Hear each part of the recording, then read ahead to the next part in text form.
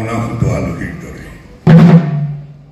পকাটোৰ কুকুৰৰ দৰে দুটুকুৰা ৰুটি পালেই নেজ লৰাই বহু খুৱাই গৈছিলোঁ। প্ৰণাম প্ৰভু, তোমাক প্ৰণাম। ভূতৰ লাঠিত খাৰ মোৰ বেটা হৈ গৈছিল, কাঁহত মোৰ ৰক্ত নিগৰিছিল, সোণৰ খনিত সোণৰ তেজ, সেই তেজৰ ৰং আছিল ৰঙা।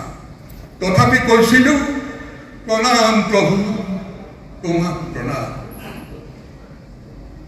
কিন্তু আজি সূৰ্যস্নাত মনুৰ সন্তান মই, দুচকুত মোৰ মাত চোৰানো, বুকু ভৰি আছে যন্ত্ৰণাৰ হলহল, কণ্ঠ ভৰি আছে লেলিনৰ গান, আসত্তৰ পৰা সত্যাগ কৰিছো মুক্ত।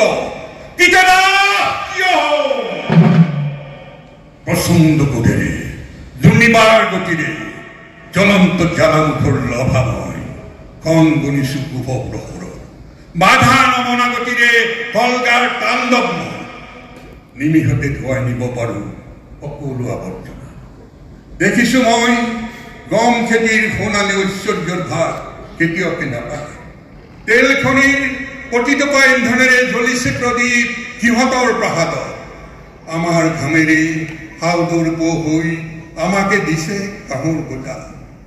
যেতিয়া দেখিম অসহ্য যন্ত্ৰণাত ফাটি পৰিব বিচাৰিছে, ৰক্ত চক্ষুৰ অগ্নিবাণেৰে জ্বলাব বিচাৰিছে মহাযজ্ঞৰ যুৱকাষ্ঠ,